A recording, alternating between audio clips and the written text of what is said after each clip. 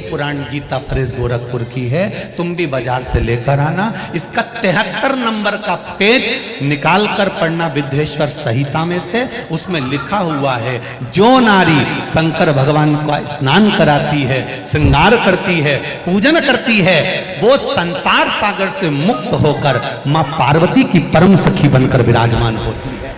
यह विद्येश्वर संहिता का है।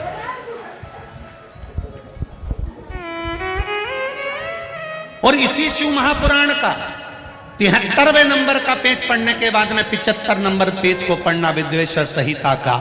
उसमें लिखा है, जो शंकर भगवान को जल चढ़ाकर उस जल का आचमन करता है, वो 3 ताप से दूर हो जाता है। ये मेरा निवेदन है आस्था चैनल वालों से, पन्ना मैं निकाल रहा हूं और उसको मैं लाइन से अक्षरों पर लाइन दिखा रहा हूं। मेरा निवेदन है, आप भी बताना कि शंकर जी पर जल चढ़ाकर पीने का कितना लाभ है। प्रश्न नंबर 75।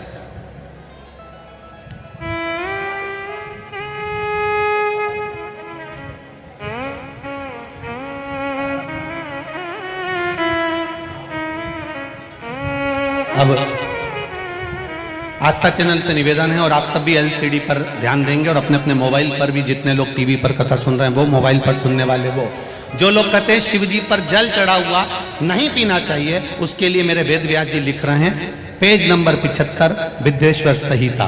ध्यान रखिएगा, जो मनुष्य, उंगली पर ध्यान देंगे जो टीवी पर चल रही है, जो मनुष्य शिवलिंग को विधि पूर्वक स्नान कराकर उस स्नान के जल का 3 बार आचमन करता है, उसके कायिक, वाचिक और मानसिक तीनों प्रकार के पाप शीघ्र नष्ट हो जाते हैं। ये शिव पुराण। अब शंकर भगवान के शिवलिंग पर चढ़ा हुआ नैवेद्य, शंकर भगवान के शिवलिंग पर चढ़ा हुआ प्रसाद खा सकते हैं कि नहीं खा सकते? कोई कहता है महाराज जी स्वान की योनि हो जाएगी, कुत्ता बन जाओगे, कोई कहेगा ये बन जाओगे, कोई कहेगा वो बन जाओगे। अब उसको पढ़िए, पेज नंबर 75 शिव महापुराण विद्येश्वर संहिता। मेरी उंगली चल रही, वहां पर ध्यान देना। भगवान शिव का नैवेद्य अग्रह है।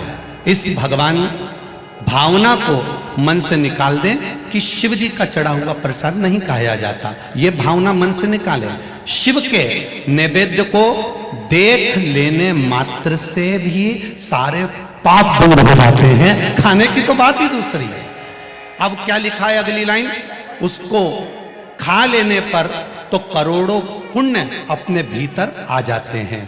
आए हुए शिव नैवेद्य को, जो शंकर का प्रसाद है, शिव जी पे चढ़ा हुआ नैवेद्य है, अगर वो आपके सामने आ जाए, उसको सिर झुकाकर प्रसन्नता पूर्वक खा लेना चाहिए। जो शंकर के चढ़े हुए नैवेद्य को ये कह देता है कि थोड़ी देर से खाऊंगा, वो पाप में लिप्त होता चले जाता है। यहां तक उसका वर्णन किया, वो मनुष्य पाप में बंध जाता है। इसलिए शंकर को चढ़ा हुआ नैवेद्य, भगवान का बस केवल नैवेद्य का दर्शन ही हो जाए तो जीव कोटि कोटि पुण्य प्राप्त कर लेता है। वो शिव तत्व, ये शिव महापुराण है।